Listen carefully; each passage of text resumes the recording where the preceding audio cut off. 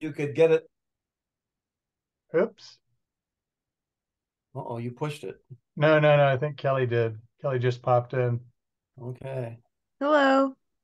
Hi. It's recording pretty Yeah. surely. I think you Yeah. might want to, I can take one of my vice chair roles and chair a meeting in the absence of the chair. Uh, as people may have heard, Christy is sick and not able to make the meeting tonight. And so I was tapped to step up, and here we are. Good to see everybody. And let's see. So we are called to order, and moving down the agenda, I will just make a brief introductory remark of saying um, I'm going to be experimenting with some firm but fuzzy boundaries for our agenda items to try to focus our discussion as it moves along, and appreciate your flexibility and cooperation as we try to make sure we have time for everything on the agenda, even those committee work initiatives and updates that sometimes get crunched out of the way. So, uh, approval of the minutes. Does anybody have any corrections to be addressed? Dick, are you raising your hand or Yeah. Yeah. scratching your head? No, Okay. I'm raising my hand. Sorry. Okay. I just have one very minor one. The listing of the award recipients, it was just stated that it was the school district. I'd like the first time that we list it, I think it's listed twice, say that it is Middleton hyphen Cross Plains area school district. And then after that, you call it school district. So I just ask that we clarify what the Okay. school district is in the minutes. That's the only thing I have. Okay. Does anybody else have anything else? Insofar as that strikes me as almost more of a grammatical clarification, I will say that the minutes are approved as is, and invite us to move on to the next agenda item, public comments. And I see that both Robert Owen and Kevin Spittler have their hands raised. So I'm just wondering, I see that Rob, your hand was up first, so I will give you the microphone first, and I will set up a timer here just to keep everybody honest, and take it away. Thank you, Kermit. Good evening, committee. My name is Robert Owen. I live at 1311 Middleton Street. I'm here to support the draft sustainable purchasing plan. Policy language in this draft is a vast improvement on the prior SPP. It should help the city administrator begin to move the city staff toward more sustainable energy purchases. It should be passed. However, the proposed SPP is completely hollow with respect to implementation of city energy policy. For example, it sets no goals or schedules for building electrification, light vehicle fleet conversion, heavy vehicle alternative fueling, light aircraft electrification at Maury Airport, replacing gas golf carts at Pleasant View, or many other issues of great practical importance in decarbonizing city operations. It does not provide a procedure for reviewing staff decisions to purchase heavy fossil fuel consuming vehicles and major pieces of equipment. It does not provide enough backup to the city administrator in trying to change a staff culture which mostly has not valued carbon footprint reduction to date. When Alder Hanero outlined her SPP revision effort a few months back, I recall her saying that she expected the implementation section would be about 7 pages and the policy section about 3. I think that she actually understated the length of the implementation section we need, because we have a municipal golf course and a municipal airport to consider in our city, and both facilities need significant implementation plans. I urge the committee to place a premium on getting the implementation section done this year so that we can move ahead swiftly with decarbonization. I know that writing this section is challenging. I have spent several weeks trying to do it myself. I remain willing to assist this effort if asked, but climate change is not waiting as the city struggles to get organized. In addition to fleshing out the implementation section of the SPP, I would like to express my support for accelerated LED streetlight replacement and continued efforts to advance cleaner fuel alternatives for heavy diesel vehicles and equipment. Now is a good time to get potential federal support for both. Thank you all. Thank you very much, Bob. And Kevin.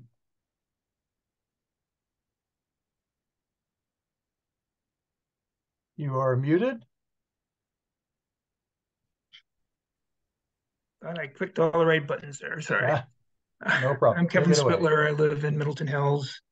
I just wanted to briefly address 3 items that are in tonight's package. The first one is the streetlight LED conversion issue. I'm head of our little 350 Middleton group who are, fervently interested in climate change. And as Bob mentioned, we support the resolution. And we do wonder, though, if it needs to specifically ask the city attorney to get involved in the rate case. And I've mentioned this to Kelly in a voicemail. I think it might come up tonight. But also, there's been some mention of hiring a contractor, and it'd be great to know if there are some more details on that, because I don't think there's anything in the staff notes on it. To the degree possible, 350 Middleton and some other local community working groups would like to help out on the rate case. And also, in some form or fashion, we're not sure what the best way to do that is, and we're standing by to find that out. But I've got some other people around the area who are interested in helping with that. With respect to the sustainable purchasing policy, I think it's great. It replaces an ineffective and unused SPP. It greatly increases accountability for purchasing decisions. It assigns specific responsibilities to the city administrator and department heads, including the need to keep better data and provide annual reports. It incorporates its use into employee training, job descriptions, manuals, and individual performance evaluations. These are all things we've been advocating for, as well as the purchasing decisions to consider total life cycle costs, justifications why existing equipment needs to be replaced before its failure, and the consideration of leasing or renting. Those are in the SPP. They may need to be more specifically addressed in the implementation plan. And to that, I would add including all fuel, maintenance, and labor costs, and having the city departments document fuel and other energy usage, which will enable easier determination of the city's progress towards its climate goals. And then finally, so the implementation section is yet to come, obviously, and it needs to, as Bob has mentioned, get into more of the details. And then also, when talking about the EV charging infrastructure project in the staff notes, could an update be provided on the funding of that, whether it's in hand or not? Just a basic question. Thank you. Okay. Thank you very much, Evan. And do we have any other public comments? I don't. It appears not. So let's move on to the staff report Q&A. And for that, I invite any committee members to raise questions or concerns they might have for Kelly regarding her staff report. And I see Lisa's hand. And Lisa, you can get started. Thank you. Kelly, I just had a question about the status of the solar on the 2 wells in the golf course clubhouse. And then thinking ahead to our 2024 budget, what facilities or are we thinking about adding solar to any other facilities next year? I haven't started on the solar RFP for the 2 wells. I would like to do that within the next month or two. It's just too many projects on my plate. But it's the next one on deck, and I need to get it going this year. Absolutely. It's funded with ARPA funding. So I want to get that started. And as far as solar on other buildings, there's not too many other buildings that are ripe for solar. The senior center has a very problematic rooftop with multiple HVAC equipments, and we've had it evaluated by more than one solar expert who says it's not really a great roof for it. Plus, we don't know what's happening with our civic campus, so that's held us back on the city hall and the library because we don't know if those buildings will even, be there in the next 4 or 5 years. The tourism building might be one, but they have a very low energy use. I think the best opportunities is probably to try to expand at the water utility, but a lot of the equipment that uses a lot of the energy doesn't have land space. Even if it was ground mounts, it's literally like a well pump that comes out of the ground, and there's not really space to put solar on it or anywhere around it. So I think the airport would maybe be a spot on one of the buildings. Again, it would just cover the electricity that's used in that building. We don't have, vast expanses of opportunities for city infrastructure solar on our buildings. Thank you. I like the idea of putting it on the airport. Since, there are no trees out there. It's a little tricky to figure out how to get hangar owners to do it since they only lease the land and, might someday move their hangar. But certainly the building with the offices in it, that's a good candidate. Okay, thanks. Yep, and the golf course too. I think it would help. It would help to have committee members raise that issue again with the golf committee. It's in their plan for the near term, but it's not, something that they're in the works to get on the roof. So, just, maybe inquire about during this budget season coming up for 2024. I will talk to Alder Wilkes, who's going to be continuing on the golf committee. Thank you. And Dick, before you get started, Lisa, just a technical issue. Your sound quality seems to be a little garbled. I don't know if you're using a bad mic or what, but I just want to give you a heads up. It's audible, but it's distorted. I'll switch to my computer instead of my earphones. And Dick, you had your hand up? Yeah, I did lower it because I see that the LED light initiative, I think, will be a place on the agenda where I can ask my question. Okay. Yeah. Good. We'll hang on to that for then and flag us when we get there.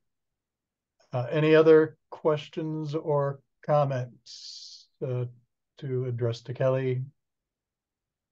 I could address Kevin's quick question about the funding for the EV infrastructure, and we have $100,000 for the EV infrastructure to put level 2 charging in 3 locations, plus have the contracted design engineering firm evaluate our police department and our municipal operations building and Terrace Avenue parking lot, and perhaps other areas of the city for fleet charging infrastructure. We need to see what the buildings need as far as their electrical panels to be able to expand charging infrastructure over the next 5 to 10 years, which is part of the RFP, which we have received a couple responses from that, and we'll be making a decision in the next probably 2 to 3 weeks on that and starting that project.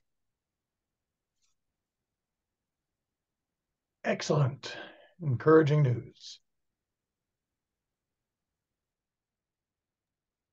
So, last call for questions regarding the staff report.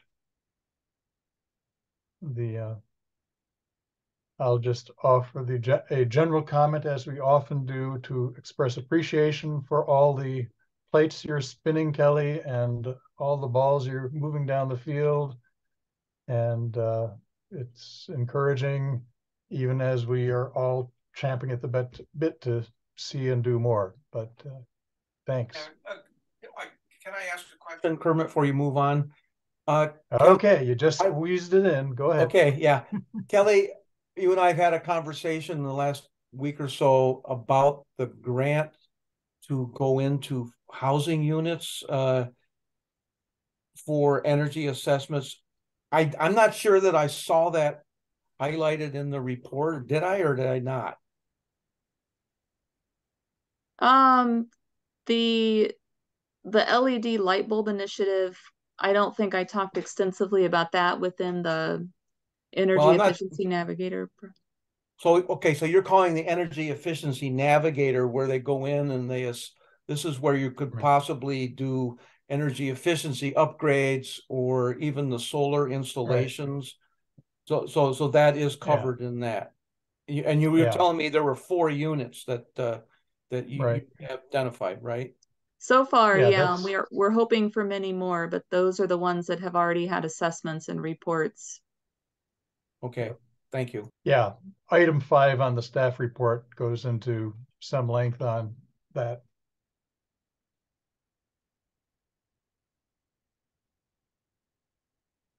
Anything else from anybody else?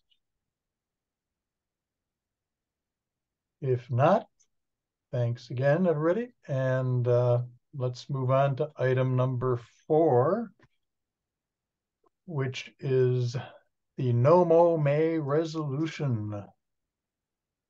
And I see Kelly scrolling down to that draft resolution.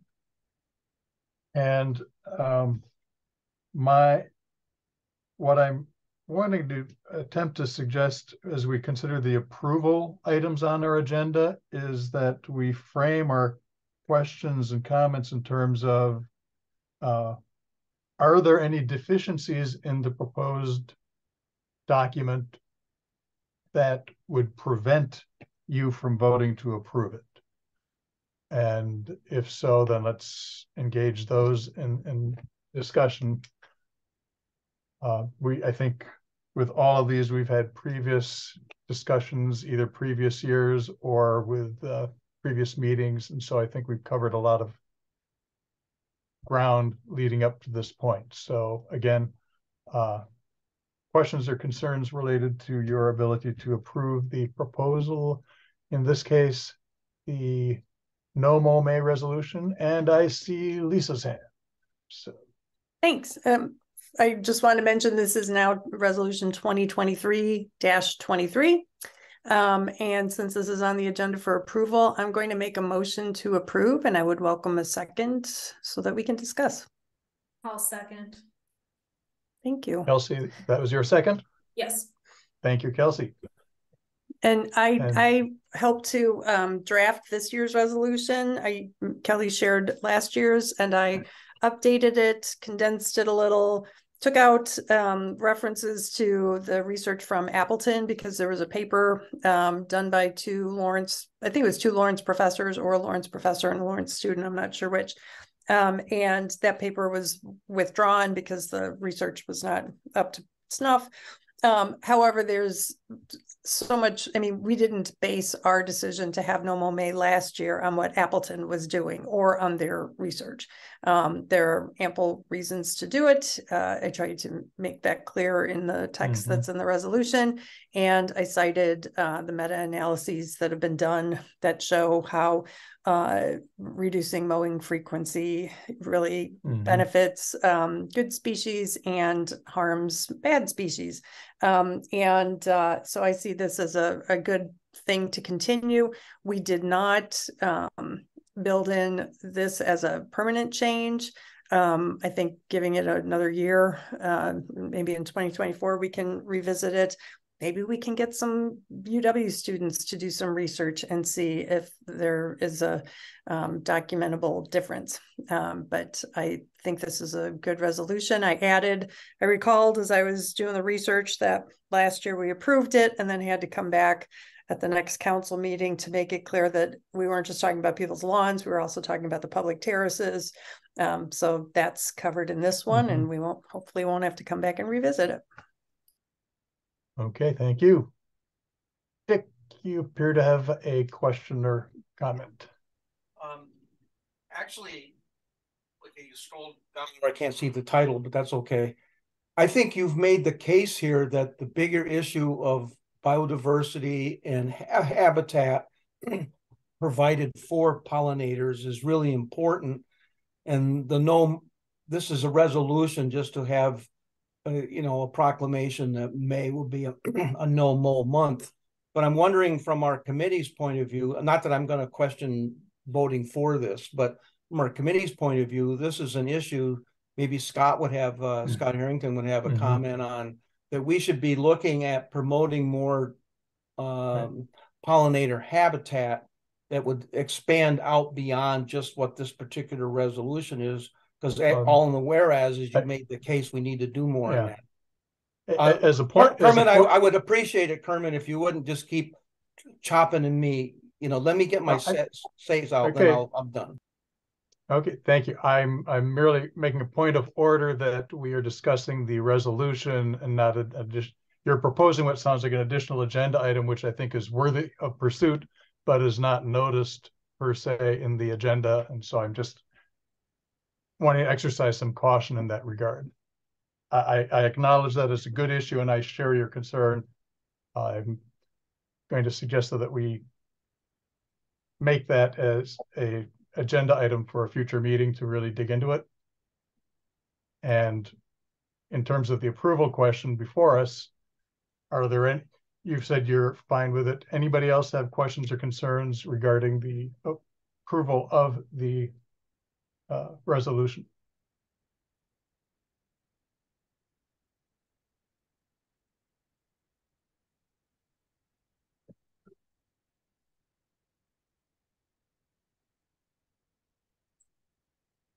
If there are no questions or concerns regarding the resolution and its approval, do we want to call the vote? I see Lisa nodding her head, seeing as she made the motion. Let's call the vote. All in favor of approving the No Mow May resolution 2023-23, say aye and raise your hand. Aye. Aye. Aye. Any opposed? Seeing none opposed, the motion passes and the No Mow May resolution is approved.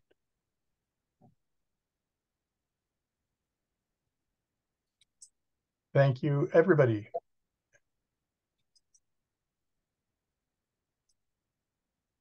Item 5 is next on the agenda. Committee work plan. Also an approval question.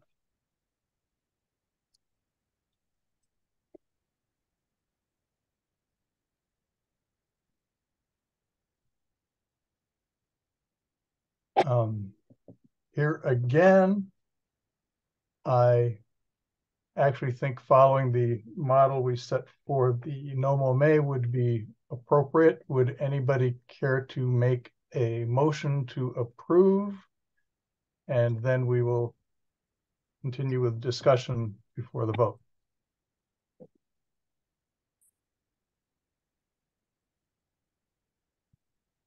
I'll move approval.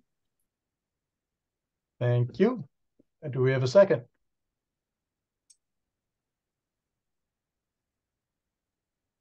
I'll second it. Thank you, Laura.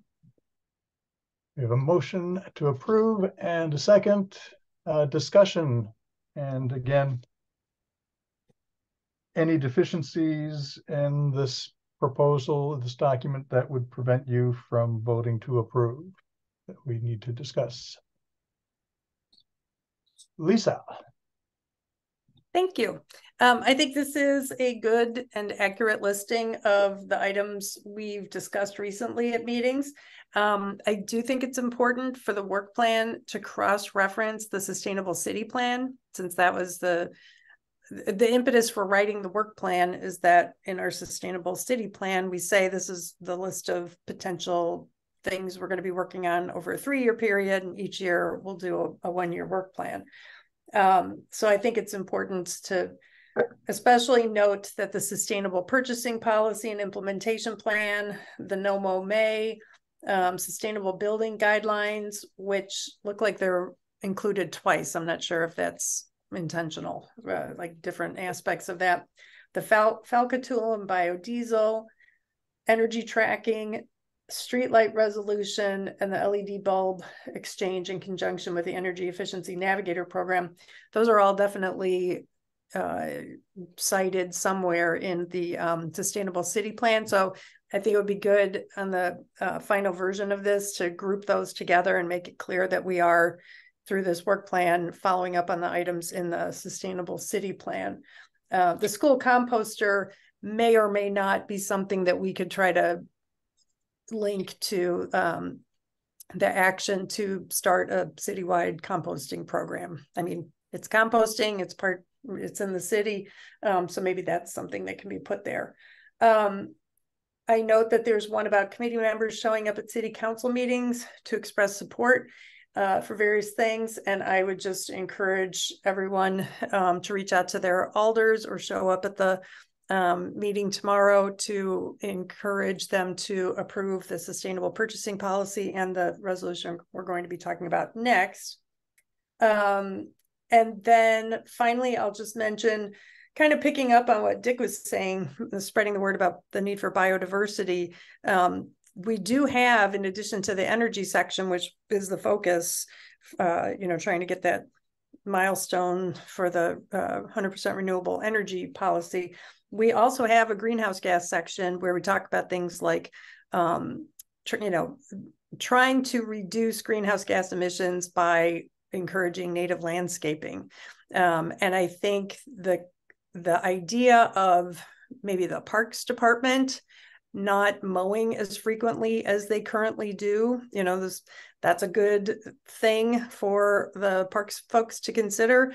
It will reduce the need for additional mowers. We just went through something where they wanted to add and got permission to add to their fleet by holding on to one of the mowers they were going to replace and still acquiring a new mower that's going to be an ICE vehicle. So anyway, I think there's an opportunity to reach out to, not all committees have public comments, but I think it would be good to reach out to the members of like the Parks, Recreation, and Forestry Committee to make a suggestion to consider not mowing so much. Public Works, one of the things, if I wind up being on the Public Works Committee, one of the things I want to bring up is what do we plant in roundabouts and in terraces or in medians? Should we be planting grass that needs to be mowed, or what about going with the no-mow grass variety that only needs to be mowed a couple, 2-3 times a year? So those are opportunities that I think the committee will have. And then finally, I think it may not need to be added to this list. Actually, one of my suggestions should, and that is reporting to council in August or September of this year, because the Sustainable City Plan commits to providing a report to council every year on progress. And I think that would be great if it were combined with, like a report from the Sustainability Committee, where the chair is, to council, not in part of the 3-minute public comment period, but actually get on the agenda for a council meeting and give an update on what the committee is doing. And as part of that, include an assessment of the progress that we've been making on the Sustainable City Plan. And then finally, just remember that in late 2024, that's when the Sustainable City Plan should be updated. There should be a draft ready to pitch to council in late 2024, because it'll cover 25 through 27. So just keeping that on someone's radar. Thanks. Okay. So Lisa, relative to the list here, you mentioned a couple items which sounds like they fall under categories already on the list, and then one or two items that are maybe new. So do you want to itemize or are you proposing that we add the items that are not covered by an umbrella category to this list to be the work document or work plan? I think it's worth finalizing the plan for now with these actions, unless others want to add some more. I would, once the new membership has been identified, there may be people whose passion is native landscaping, or trying to expand the conservancies. And we do have, under the greenhouse gas in that section, we do have some actions from the comprehensive plan. Remember, like the vast majority of actions come from the comprehensive plan.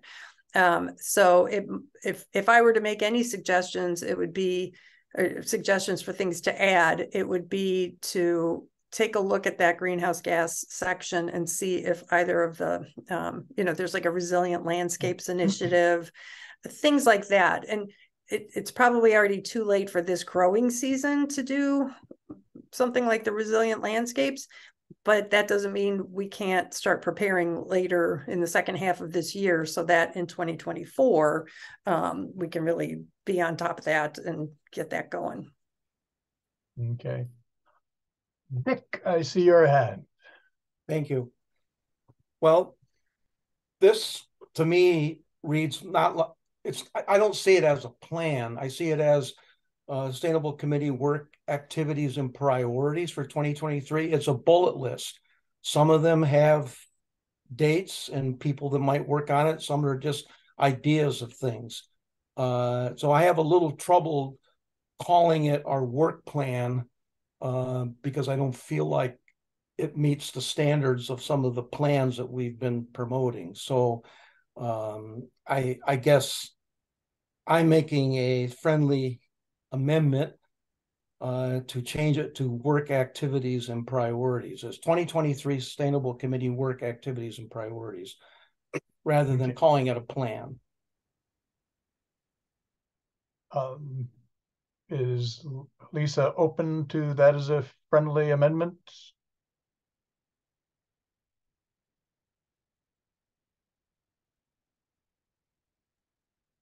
I could go either way. I think it's called a work plan because in the Sustainable City Plan, it says we will develop a work plan each year.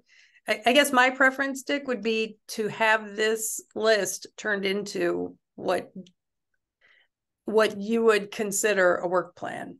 Does that make sense? Like the work plans we've had previously showed like, this is the activity, here's who's doing it, and here's a date or a target date. I think we even had some budget, there was a column for budget. Yeah. So if that's what you're interested in seeing, I think the final version of the work plan could look like that and do what I was suggesting, group the ones that are definitely in the Sustainable City Plan, group those together, identify what chapter of the Sustainable City Plan they're from, and identify who the participants will be. Can I follow up, Kermit? Sure. Yep. Thanks.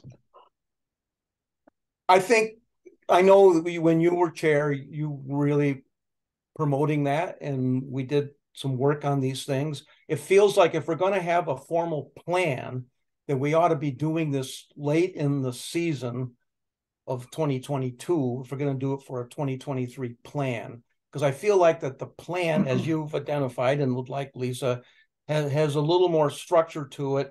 This just feels like a bullet list, and we're late. It's already April. We're already right before summer, and it's a good list. I'm not claiming, and you've mentioned a few other things, and probably if we all sat down and thought about it, we could hone in on some of these. And so I just feel like that this is not a plan, and I'd hate to see it become our work plan for 2023. So that's my only opinion. I will vote. I probably will abstain on approving this. That's how I'm feeling. So. Okay. Kelly, your hand has been up. Oh, just really quickly, I wanted to mention that James Ty from Clean Lakes Alliance reached out recently and scheduled a meeting with me to talk about how to formalize a resilient landscapes program Dane County wide, but I think he sees Middleton as a strong partner in this because we were early on, he and I were talking about this type of thing, how to like operationalize private landowner easy entry things people can do in their yards to increase habitat, feed birds, help infiltrate water, create more of a resilient landscape on the private land in our city. And Clean Lakes Alliance launched something they were calling Resilient Landscapes, and they combined, a group of a lot of people in the Madison region, the Arboretum and Old Brick Gardens, and different entities. And City of Middleton was another entity. We were the only city involved. And so he wants to start that back up again. Our meeting was canceled because he got very sick the day of our meeting. So we're going to reschedule that. But like Lisa mentioned, I think it's probably too late to really launch something this year, but I'm hopeful that this could be formalized for next year, and now is a good time to start working on it. It's too late to start working on it in January or February of any year. So now would be a perfect time to plan on this for next year. So are you suggesting that this bullet list should include some line item mentioning that project or that activity? It could. I mean, I think that I don't know what kind of work the sustainability committee would do this year. It might just be some internal conversations with other organizations and assembling the ideas that Clean Lakes Alliance already has. They have, graphic materials, and they have a list of 10 things. They kind of have their program baked. Right. And so I'm interested to see how Middleton could be a partner in that. Okay, so, and again, then as far as the proposal here, the work plan or work bullet item list, which we can talk about, you'd like to have something, you're suggesting the committee add an item to that list related to the Clean Lakes Alliance? I'm sure. I mean, we could put it on the list. It's just something that seems to come up pretty often on the committee, because I know there's interest of several members to work on this, and we've been so focused on energy. Okay. But it was more like a comment that it is in the works. It's not maybe the priority, this week or next week or this month, but it could be on the list. I'm just not sure what work the committee would do on it in the short term. Okay. So can I comment, Kermit? Sure. On this thing. I would like, I understand that we need to really have some good ideas what we're going to work on. I'm wondering if we can't compromise for this year. We're already into April, and say, look, let's just call it our work activities and priorities for 2023, but then take Lisa's suggestion and really make that an effort that we would have our committee focus on with new committee members, and start working on that later in the fall, where we would have more of a formal plan of what we're doing, and just call this what it is. It's a bullet list that's growing. We've had 2 or 3 new ideas to include on it here, that we just call it what it is, a bullet list, a shared committee work activities. And it doesn't have to be more than that. I don't even know why we would need to approve it. It's just, we're just stating these are things we want to do.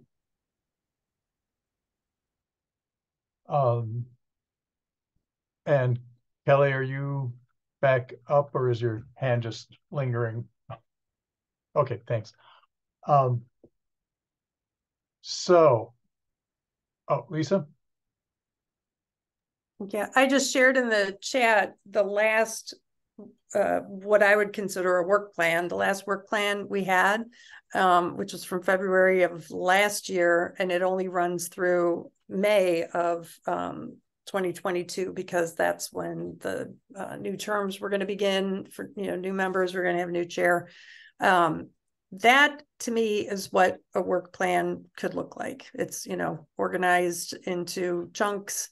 I do think it's worth referencing the specific parts of the sustainable city plan. I can tell you there's at least one alder who's going to ask about the sustainability committee's work plan and when the report comes to the council, because I'm a firm believer in using the plans that we've developed and not just letting them sit on the shelf. So if people feel strongly about changing it to work activities instead of a work plan, I'll amend my motion. I think it's better to stick with it as a plan, because it demonstrates that it isn't just month to month the committee's getting together to talk about stuff. It's, we have some things we want to get done this year, and here's what they are. That's why I think of it as a work plan. Mm-hmm, mm-hmm. So,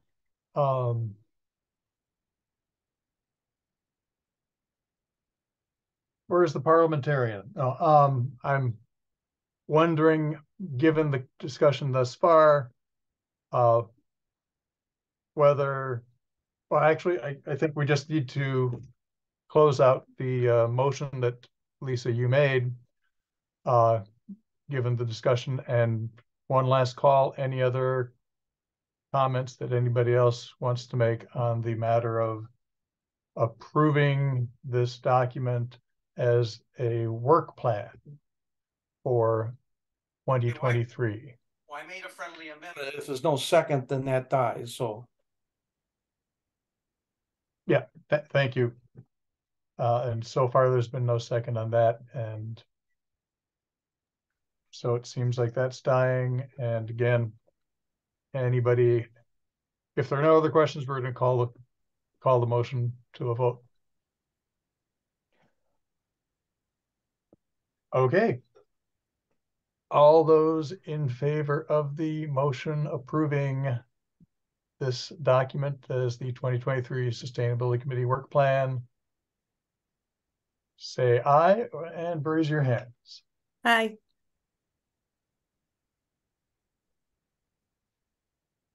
We got 1, 2, 3, 1, 2, 3, 4. Is Dominic a no, or is? Yeah. I'm either a no or an abstain. I need to collect my thoughts. Sorry, I've been slow with this. Okay. So there's 4 ayes and 2 abstentions or 2 nays. What? I'm an abstention. Dick is abstaining. Dominic? I'm abstaining as well. Okay. So 4 ayes, 2 abstentions.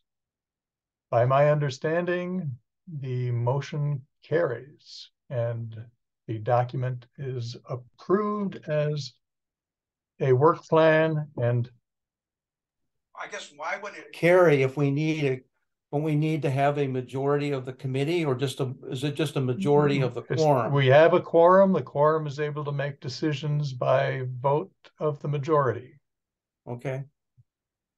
Unless there are any special rules or laws that apply, but I don't think we have a supermajority requirement on routine motions. We do not. So, thank you, everybody. Item 6 on the agenda. Street Light Resolution 2023-18. Motion for presented for approval.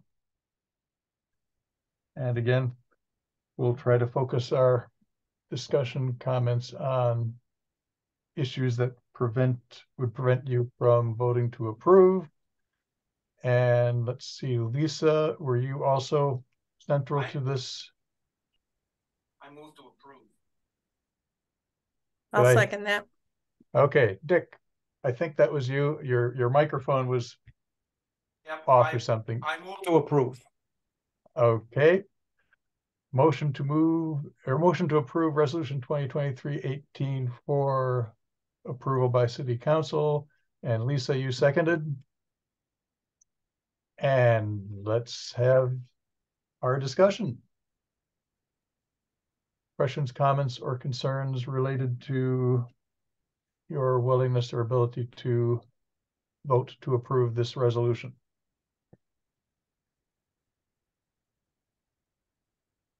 Kermit, I have a comment and a question. The question Okay, is, I just want to confirm with Kelly, it looks to me, based on what I saw come out of the Public Works Committee, that all their comments are incorporated in this. Is that correct? I believe so. I sent an email late in the day that just had what they changed in this resolution summarized by bullet point. And I haven't cross-referenced those, but they were all discussed as they were redlining this. I can pull that document up if you would like me to show that as well. No, that's fine. I mean, because I see that from the redlining, it looks like those changes have been incorporated. I just wanted to clarify.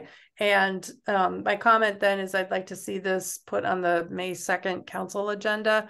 And I know Kendra Wokus was supportive of this resolution, and I believe she's the one who made the motion in Public Works, and including the changes you've made. So I'll talk to Alder Wokus about getting her support at the May 2nd council meeting. Thanks. Okay. And I didn't do an exhaustive cross-reference, but I did spend some time, and it appears that the items are, just as a point of information, are generally represented in the red line document from the list that Kelly had sent. But any other questions, comments, or concerns?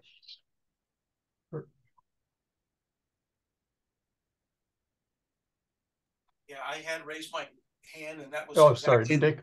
Yeah, I had raised my hand. That was exactly the question that I had for Kelly because she did send that thing out late in the day. I wanted to make sure that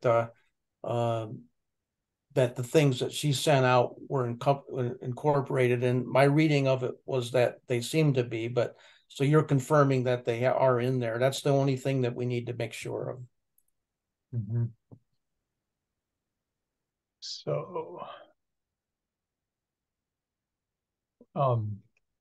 So just quickly, if I'm correct, and this is not on council's agenda for tomorrow, then the only change would be to change it to the 2nd day of May at the end. Okay.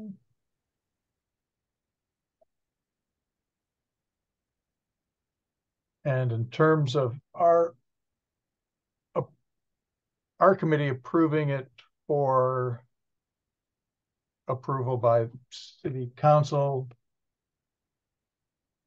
is there anything more that we need to change in the document itself? I mean, as Rick points out, as Rick is pointing out in the chat, the mayor needs to be updated too for May. Oh yeah, by then. Good point. And I guess the emphasis of my point is, can we approve it as is and have those corrections made later, or do we need to make those part of the resolution that we're approving? Because those are. I think Dick would amend his motion to approve the resolution with those changes, those 2 changes. That's what I meant. I was approving what had been sent to us with all these changes in them. So I was approving Right. the updated resolution. I wasn't approving the old one. Right, but we right. just added 2 changes that aren't reflected. So Right. you're I think we understood you meant Okay, the yeah, red, yeah, yeah, yeah. the red I'm line. fine. Yeah. I'm fine with those new changes. Sure. Okay, and that's correcting the mayor and correcting the date of introduction and approval. Yes, and I'm okay with my second. Okay. Last call for discussion. Anybody else have anything they would like to address or raise at this point?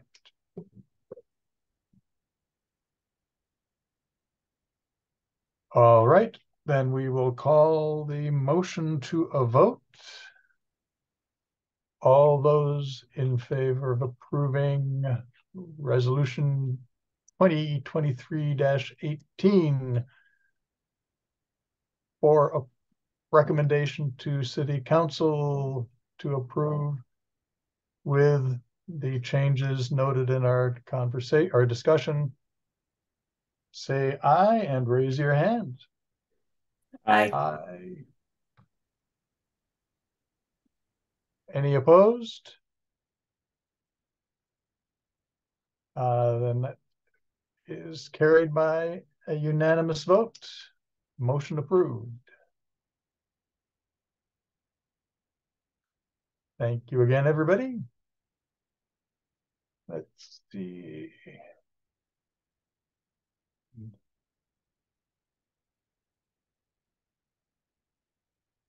Okay.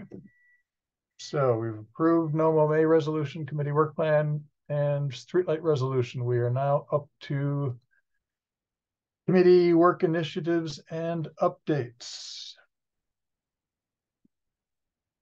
And for each of these, Kermit, I think you skipped. I think you sorry. skipped the sustainable purchasing policy. I'm looking at the agenda, and the committee work initiative and updates has the sustainable purchasing policy under it. Yeah, that's the first item under that category. Okay. Okay, so sustainable purchasing policy. What update and discussion do we have there? And we have the sustainable purchasing policy. That should have been on the agenda for approval. Let's see. Technically, it does not appear that it was noticed as being for approval, and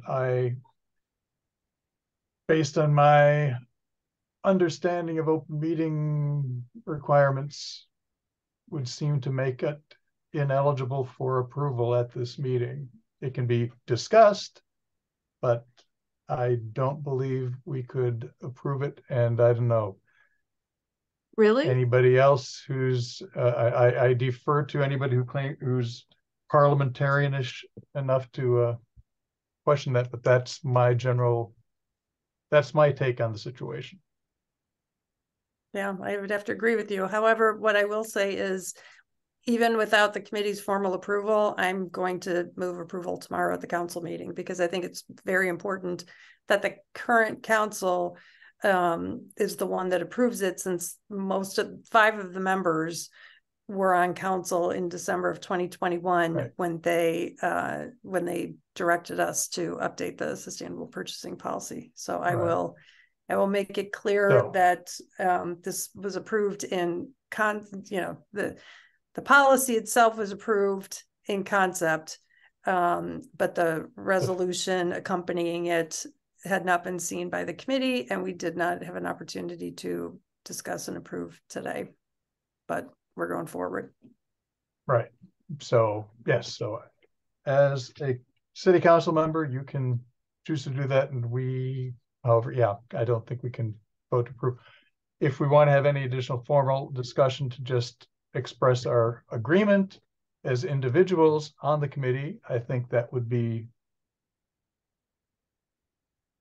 fair game. So anybody else want to say how much they think this is a great idea? Dick.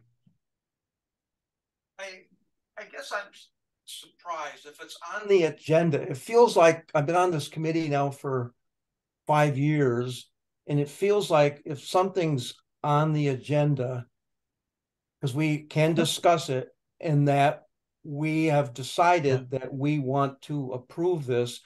I don't think we've always had an agenda item stating specifically that we have some kind of proposal or policy that we want to recommend to the council to be approved. So, Lisa, I guess you seem to have a pretty good grasp of these things. Don't you think that we've handled stuff in the past where we feel that this is something we want to promote?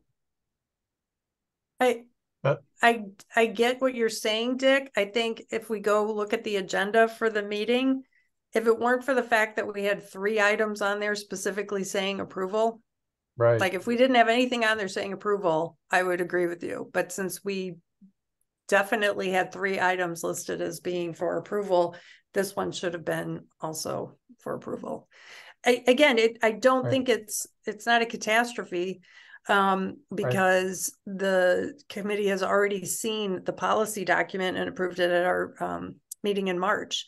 The only difference is the resolution, which is not even a part of this packet. That's what I emailed to everybody on Friday, I think. The resolution, which really just states council had a policy in 2017, in 2021, council directed the committee to update it. We put that in our plan, sustainable city plan, and we've talked to the city administrator and the finance director, and so this is our updated policy. And the big thing is we're going to be working with the city staff to develop a user-friendly implementation plan. So I'm comfortable taking it to council tomorrow, and if the committee members want to show that they really support this, again, I would encourage you all to reach out to your council representative. Yeah. Short of voting to approve this as a document, is there anything that we can do as a committee this evening to signal our support for this document? I'm asking for flexibility. Yeah. Good question. I mean, the other 2 things were resolutions. And so that is a formal thing, and we are supporting the resolution. But this is a policy. We've had policies that we've just supported by the Sustainability Committee supports this policy. I don't see why we can't be supportive with some kind of vote like Dominic's saying. Okay.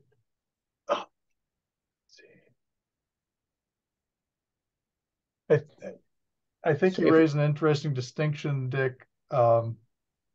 If we do not approve the resolution, can we vote to recommend I'm just leaning this direction out of an abundance of caution. I want us to be conscientious and intentional regarding the open meeting requirements.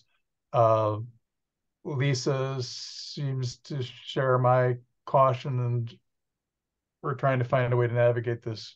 Not Dominic, you have something? I understand we cannot. It's out of form to approve this document, but I believe we have latitude to recommend its approval to council. And if you look in the chat, that's what Kelly has just said that. Oh, yes. And I move that we recommend council approve the sustainable purchasing policy. I second. Okay.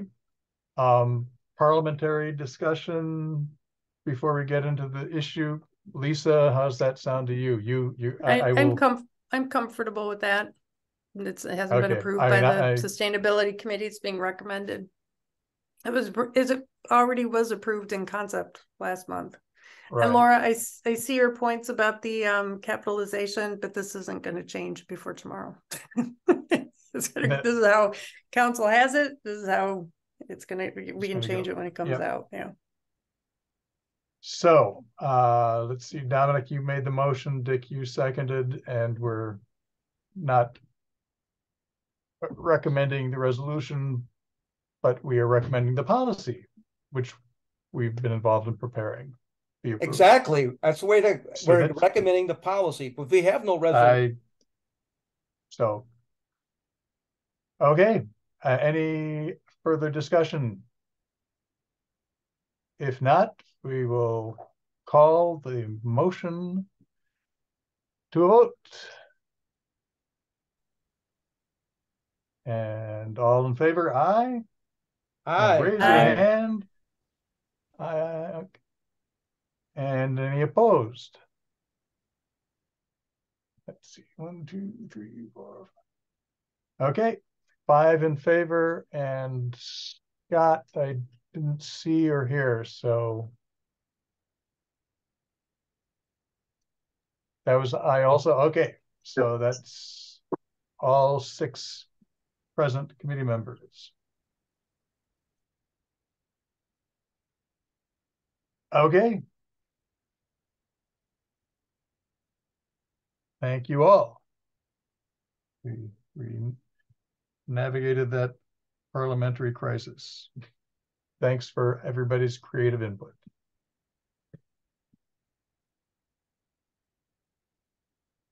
School Green Team update. Shreya is not here. Did Kelly or anybody get any information passed along that is worth sharing at this point? Nope. Nope, maybe next time. Maybe next time. Okay. Sustainable Middleton Award recap. Dick, you seem to be the subcommittee rep. Tell us more. How grand and glorious was it? It was. The 2 awards were given out at the Common Council. We had a nice group photo. Christy was the one handed out the awards, and Deb physically handed the certificates to the Friends of Pheasant Branch Conservancy. I handed the plaque to the Middleton Cross Plains Area School District. And then on Thursday morning, we, with Kelly, also present, as she was at the council meeting, we handed out 3 plaques to the 3 awardees there.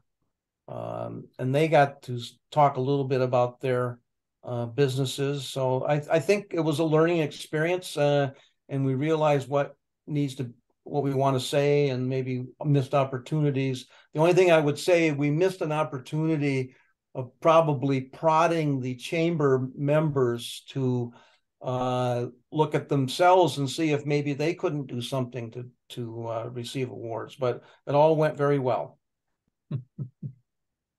Excellent, excellent. And sounds like the chamber allowed you guys more than just the 2.5 seconds they were talking about, or it seemed like they were trying to. How did that work out? Yeah, well, I thought they were going to put us at the front of the meeting and hold us to 3 minutes, but they put us at the back of the meeting, and we clearly had more time. And I think there was a lot of audience interest in each of the 3 recipients, and there's short little blurbs about what they've done. And we, of course, read what was on the plaque, but then they had a chance to talk a little bit more about their business. So it was a very friendly environment. And I think, and we've gotten some feedback on the plaques themselves. Kelly can mention, Brian was saying, the new Mike Davis administrator was saying, hey, do you have any extra plaques? We might like them. And my comment to Kelly was, well, it would take a search warrant and sniffer dogs and maybe guns drawn to get the last of the plaques, because we're saving this for future.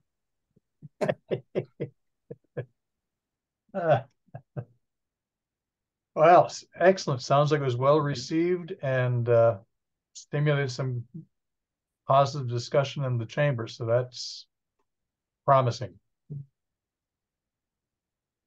Any questions or comments for Dick and the award? Rick is not a committee member, so I don't know that officially we can He was a member of the subgroup, Kermit. Oh, thank you for Rick, please, from your perspective as the part of the subgroup. Yeah, I'll just mention that I'd heard through the grapevine that the Friends of Pheasant Branch Conservancy was very appreciative of their award and has already posted that in several of the different kiosks that the Friends helps manage around the Pheasant Branch Conservancy. Wonderful.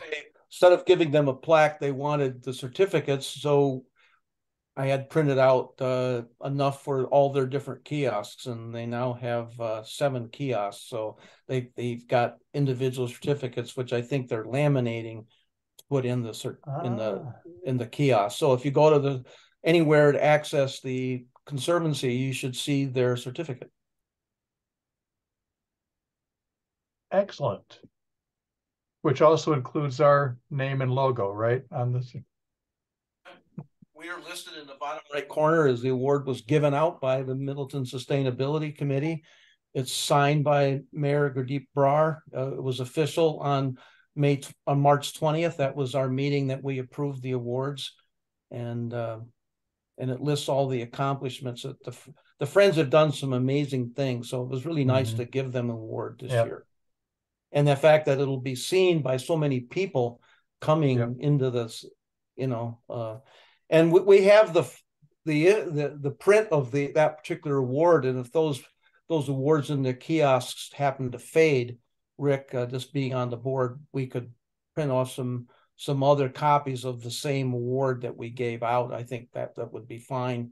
That we won't change the date or anything on them, just so you have fresh ones in the kiosks.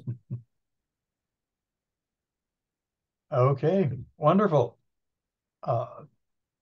Next item then is Good Neighbor Festival and Earth Day events. I'm not sure what all was intended to be addressed under that heading, but if anybody, I'm perhaps Kelly or Dick. Yeah, I'm on the subgroup for the Good Neighbor Festival. I'll just say that Deb and I have talked about it. We do feel like once we get new committee members, we're going to want to order T-shirts, unless we, just like what Kermit's wearing. Kermit, can you open your jacket up? So that was a T-shirt we made last year for everybody that participated. So the green team, we'll see if we need new shirts for them. So we'll have a little money that we might need to spend, but not a lot. We're not going to be handing out bags. We've done that 2 years in a row, and it's quite a bit of money put in that effort. And but we're going to try. We're thinking about making new posters or some flashier posters. So there'll be opportunities for those of you that are creative that might like to come to a little afternoon work party with maybe the green team and make up your own poster that you would like to carry yourself in the parade. So we're hoping if we can get every committee member to be in the parade. I think it's a lot of fun. And Lisa, you were involved in the first go around of it and helped organize it. And I think we've seen that it is a good way to expose people to some of our initiatives. And we have 2 banners now that we've made up, and I think we're good on banners. Unless people have any other ideas, let Deb and me know. And of course, Shreya, as a representative from the green team, will be as part of our subgroup organizing this. Now, I don't have anything to do about the Earth Day, so I'll pass that. Okay. Earth Day events. Kelly, you're leaning towards the microphone, maybe? Do you have something? I just wanted to say that on April 22nd, I believe, on Saturday, is Mirth Day after John Muir. That Matt Strauss-Snyder, who is our new downtown events coordinator in the planning department, he works half-time and he organizes the events at Stonehorse Green, and he made a placeholder for Mirth Day, and he's booked music. And I don't know if there's other events. There may be some craft kinds of things for kids, but it was very short notice. He kind of just put it on the agenda, and we didn't plan anything. But it's just a seed for next year that we have the space downtown and an event coordinator who's ready to help with some of the event pulling together, that it might be an opportunity for next year if you'd like to do something on Earth Day at Stonehorse Green, that could happen, but that there is something happening this year, but there won't be a strong city government presence at that event. It'll probably be music and people, kids hanging out playing, and people bringing a beer over from Long Table or something like that. Okay. Good. And let's see, I seem to recall. Well, we're also going to be, we're going to be on it. April 29th, which is technically not Earth Day. We're going to, Kelly and I will both be at the Middleton, I think it's the Middleton Community Church is having their EV car show. They're going to have the Madison electric fire truck and free popcorn and food. And Kelly, sometime in the next 7 days, you and I should talk about what we're going to bring. But yes, spread the word among your contacts about this event. Yep. Yeah, that was one thing I'd read somewhere, that you guys had stepped up to table there. And it's more than just the EV show. They're having presentations about climate and environmental issues and tabling and music even. There's some group. Anyways, so that's a family-friendly event, as they say. Dick. Can I ask a question about that event? Is that something that the Sustainability Committee or Sustainable Middleton kind of activity is going to have a formal presence at, or are you just saying it's an event that you're letting people know to go to? Lisa and Kelly have already committed to table there, is my understanding, and it's also a great family event for people to go to.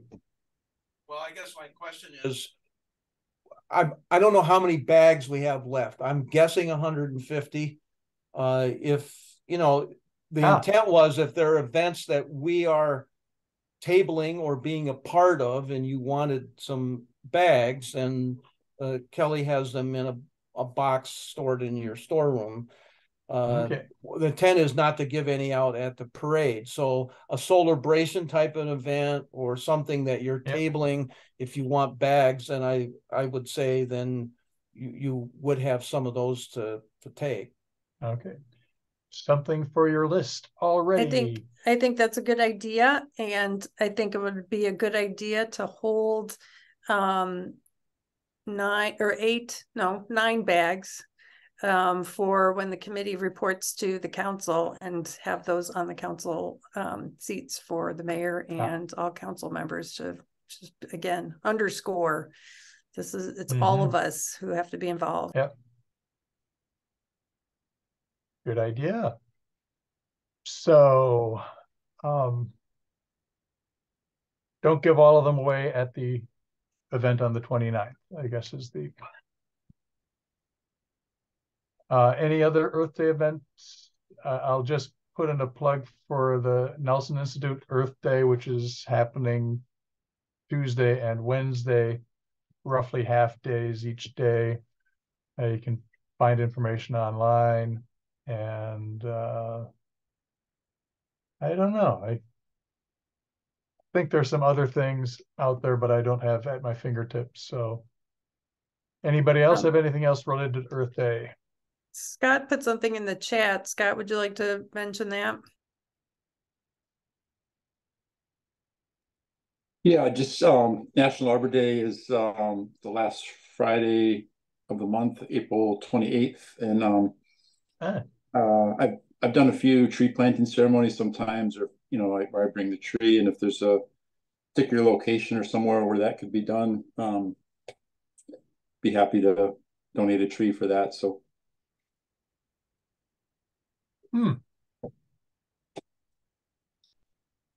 let's see.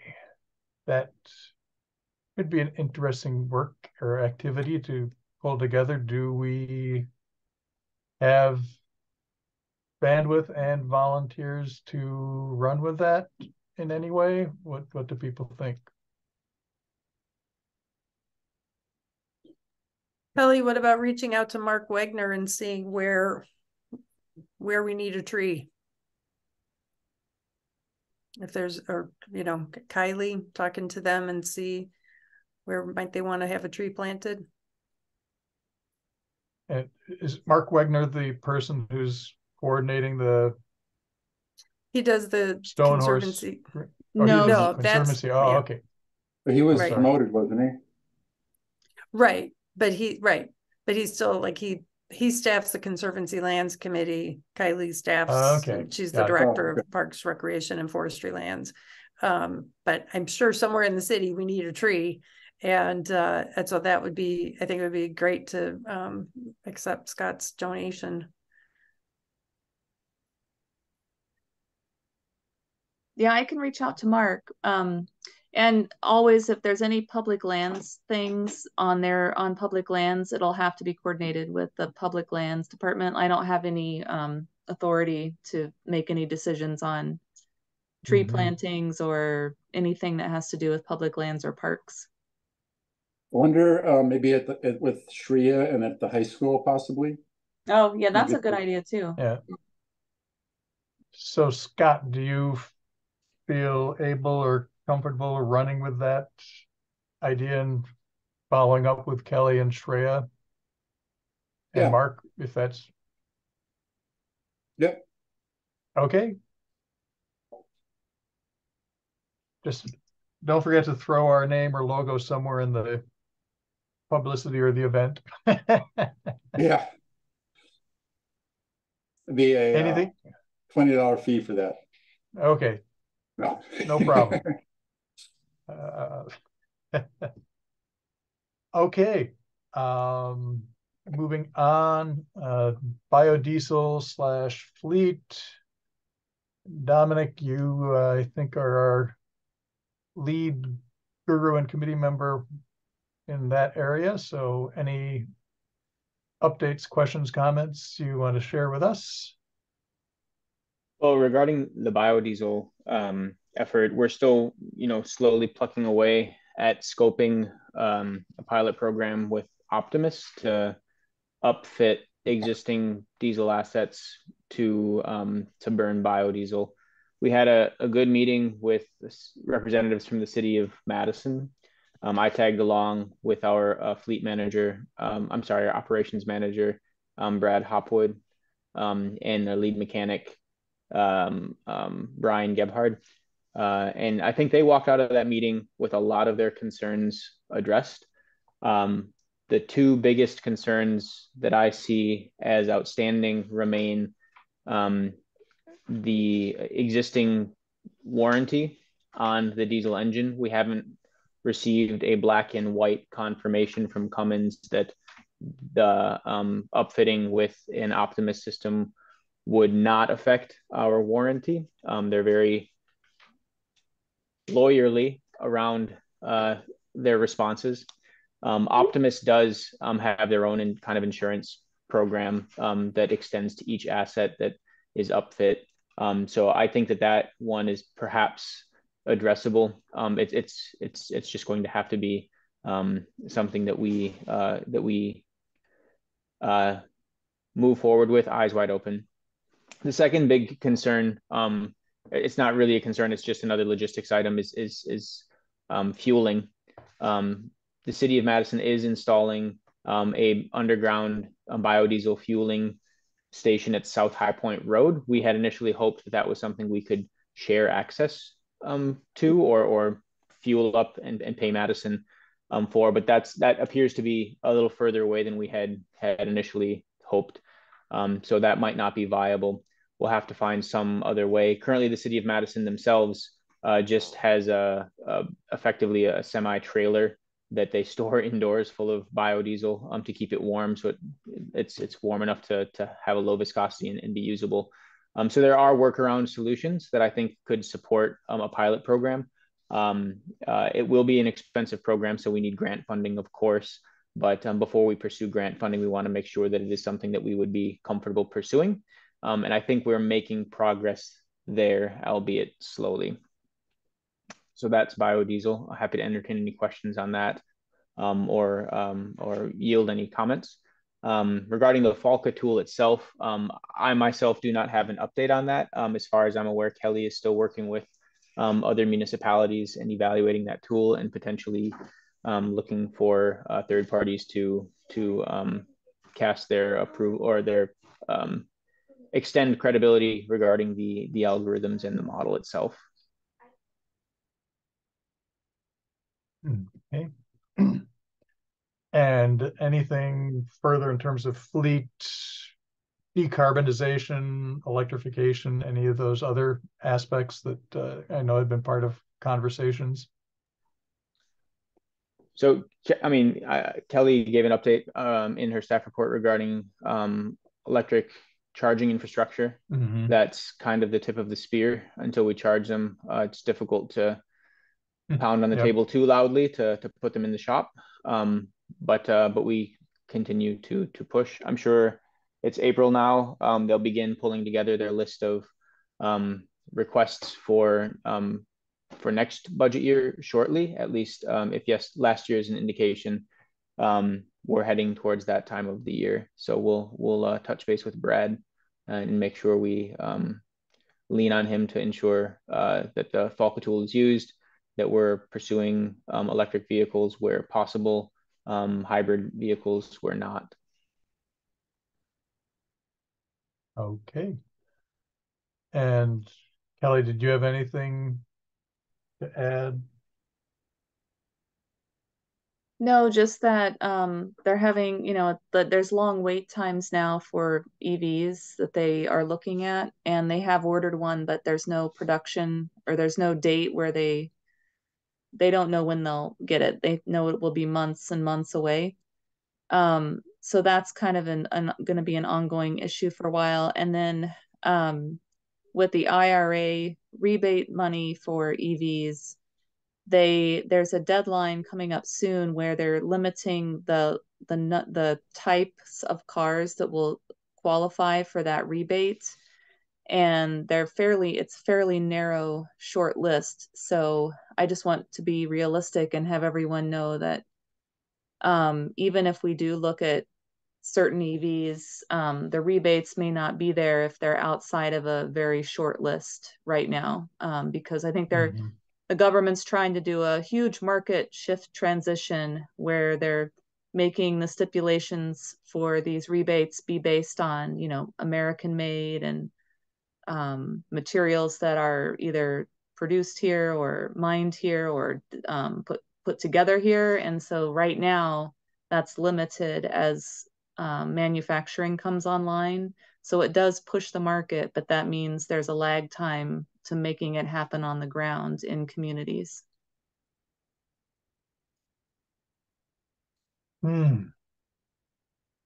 Okay. Even with the heart in the right place, the supply chain may not cooperate. Oh well.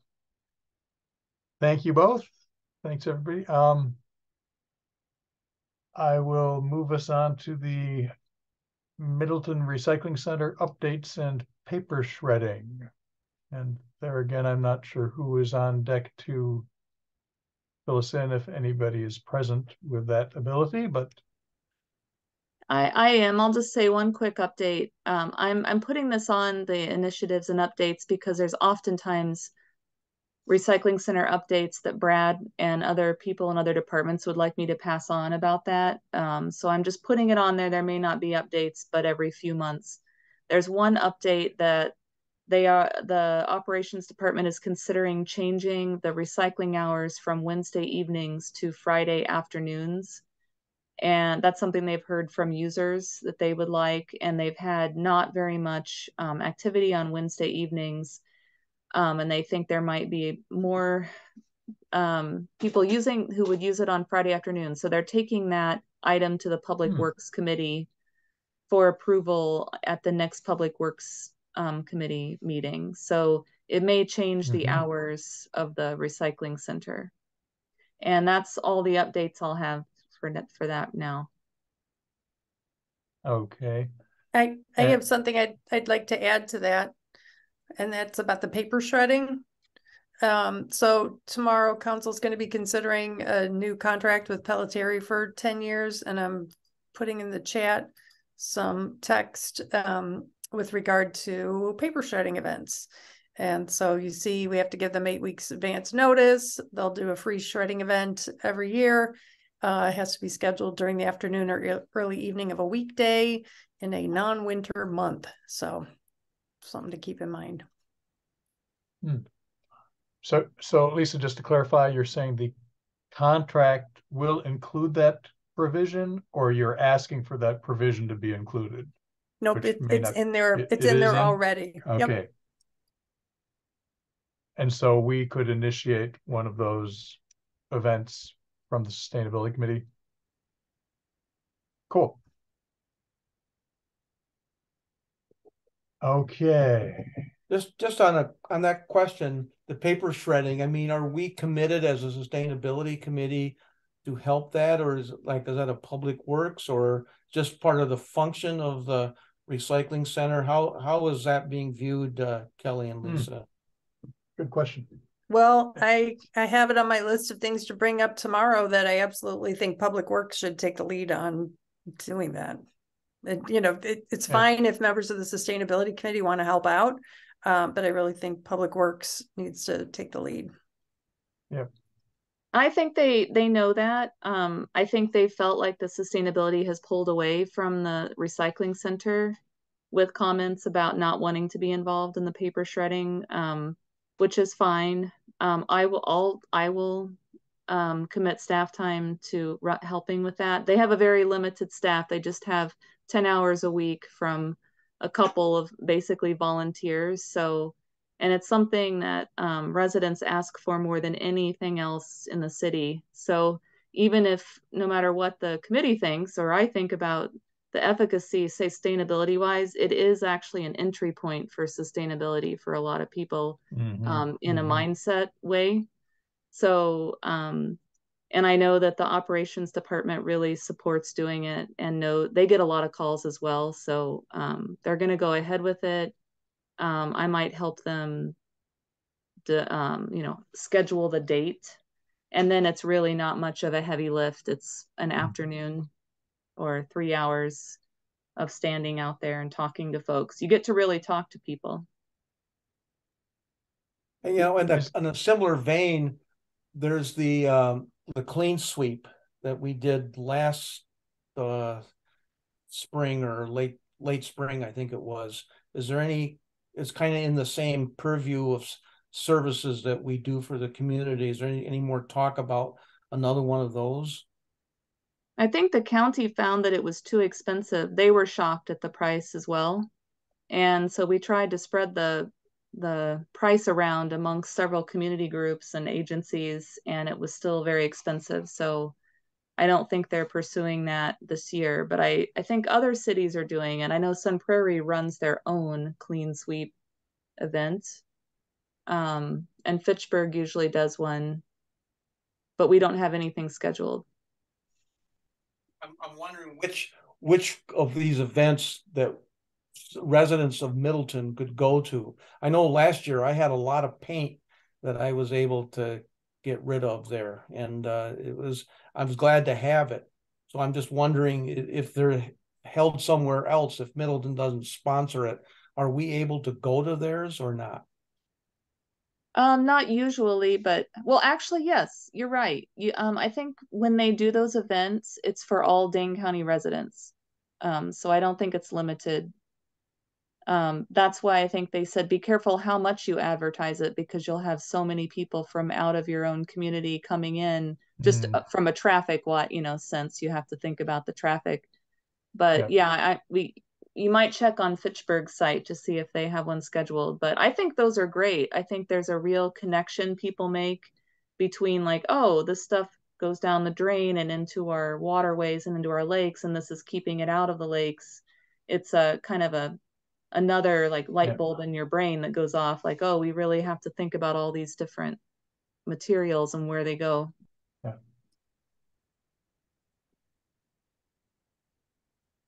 Rick.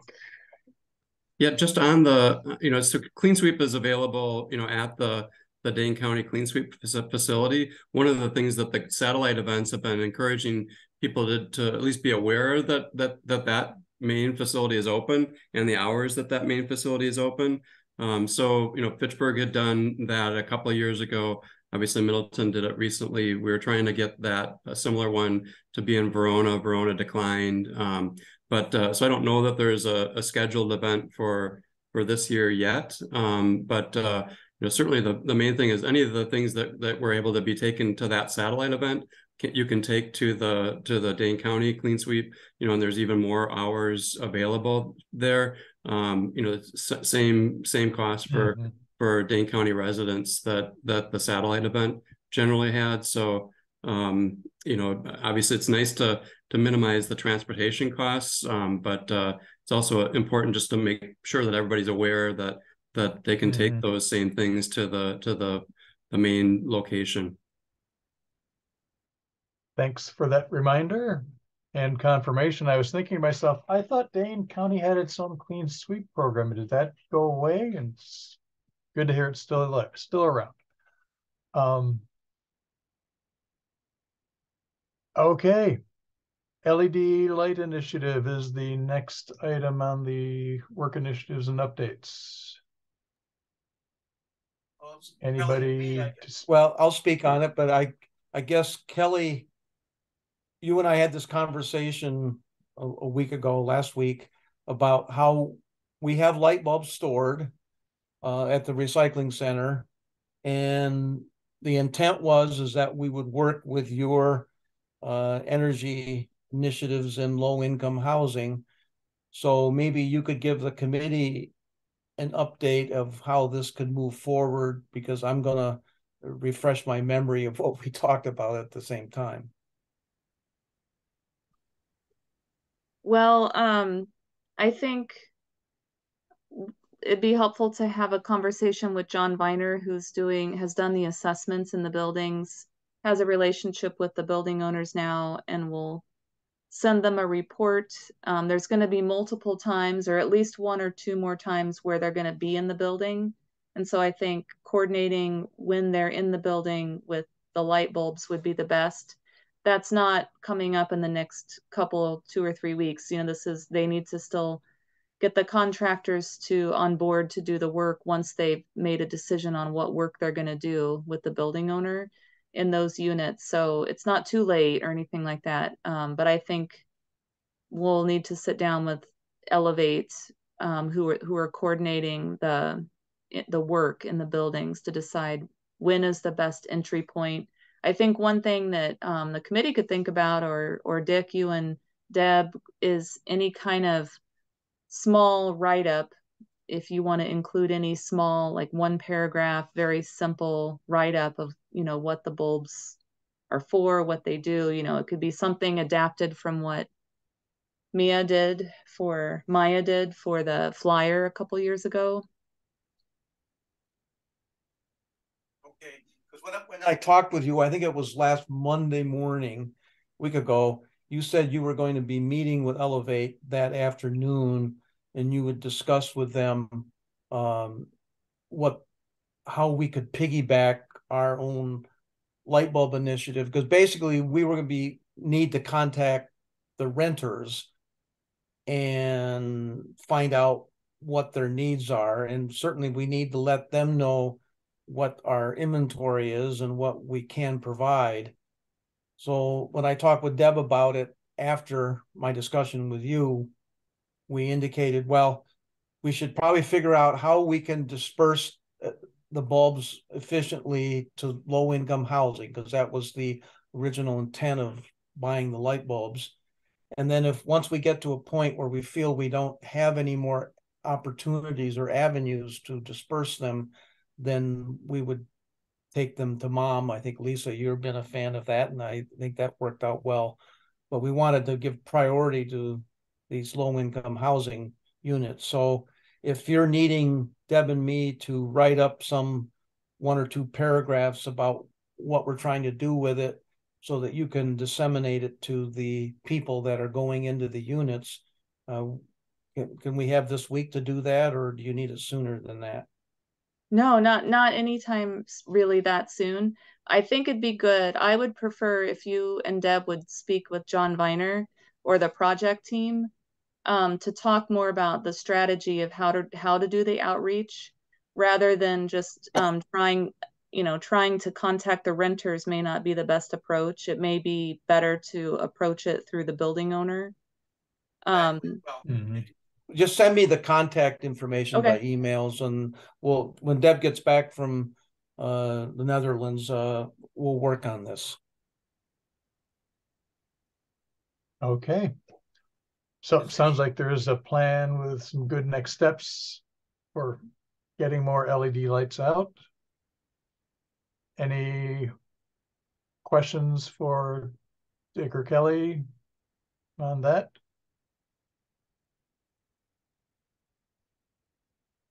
All right. If not, we're down to item number 8, the standing agenda item for any suggestions and addenda to the agenda for next meeting.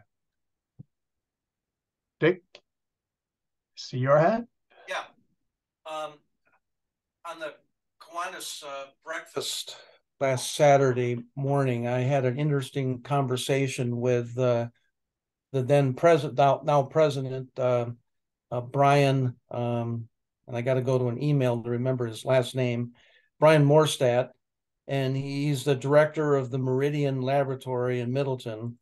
And it's interesting that he was telling me, trying to get back to my Zoom picture here, that his business has been around for 10 years.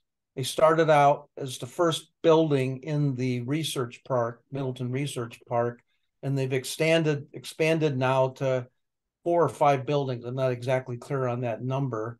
And then the roof area has gone way up. And he says almost all of his roof area is amenable to solar panels. And he's been trying to work with MG&E for the last 4 years to get, an approval of the energy rate structure to put them up. And he says basically MG&E has been the biggest roadblock to this happening for them. He says their company is considered both a consumer and a producer of electricity with the solar, because they do it on a quarterly basis. So like a homeowner, for example, is do it on an annual basis where you produce as much as you would consume in a year. So what I'd like to, excuse me. So what I would like to do, Kermit, I'm wrapping up. I would like to see us put on the agenda some issue about how do we engage the business community to basically advance our whole initiative on putting solar on their facilities. Got it. That's the agenda item. I'm asking, well, basically Christy, you and Kelly, to see, is there any way we could get some kind of a clarification on the whole rate structure issues and the impediments that might be there for a business to put on solar? How can we identify and address impediments and obstacles to business solar adoption? Sounds like.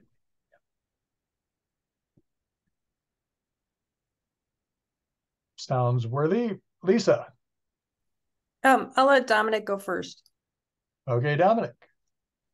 Just to tag on to that, Dick, I don't know if that dovetails into any of the work that came out of the microgrid feasibility study. I don't know if those two concepts can overlap at all. Just food for thought for next meeting. Yeah, I mean, it could be a microgrid, but if the microgrid isn't put in place, is it just a contract with MG&E to get a favorable rate structure? And I think one doesn't necessarily have to be part of a bigger microgrid thing, but it could be. Right. But I think if the microgrid were a vehicle for a more business friendly relationship with MG&E, that itself could unlock solar installation. That's the thesis. We'll have to talk about it more later. So yeah, I think that should be discussed in this topic. So good point. Excellent, thank you. And Lisa, ready? Great. So it's not necessarily something for next time, but I just wanted to acknowledge this is my last meeting with the Sustainability Committee. I've really enjoyed my time working with everyone. It's been 3 years.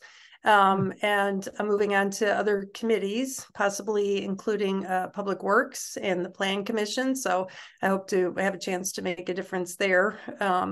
And I encourage everyone in the future to do 2 things. First, this was an idea Laura pitched to Kelly and Christy and me when we were working on the sustainable purchasing policy, and that is to consider applying when your term on the sustainability committee is up, consider applying to a different committee so that we can spread the green. You know, something I mentioned early on in my tenure on the sustainability committee is that, you know, if we do our job right, we'll put ourselves out of business because we will have spread the green to all the different departments and all the different committees within the city. I know Mayor-elect Kuhn agrees with this philosophy.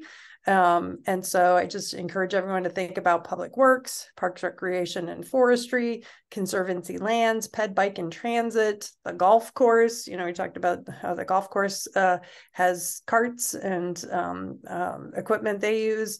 The Plan Commission, Workforce Housing, anything that has a tie into sustainability, think about trying to get on those committees in the future.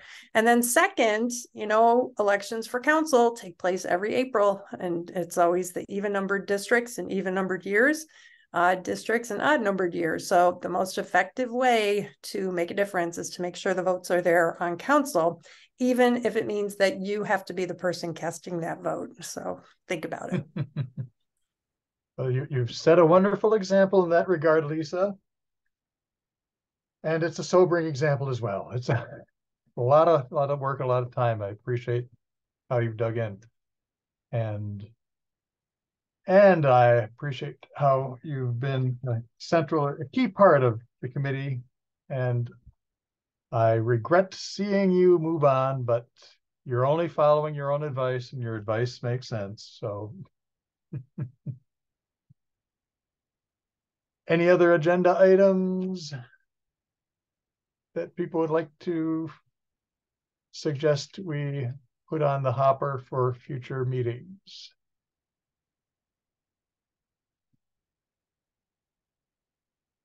If not, it looks like we could adjourn, except that would mean it would be the last meeting with Lisa and the meeting would be over, and I don't know if I can stand doing that, but I think duty calls. Nice job, Lisa. Thank you. Thank you, Lisa. So I forget, do we go to the formality of a motion to adjourn, or does the chair just kind of gavel us out? You can gavel us out. Okay. Thanks, everybody. Productive meeting, under budget and ahead of schedule. It's only 8:16 by my clock. Awesome. Well, Thank you, thanks, everyone. everyone. Good luck. Thanks. Bye. Meeting adjourned. Bye.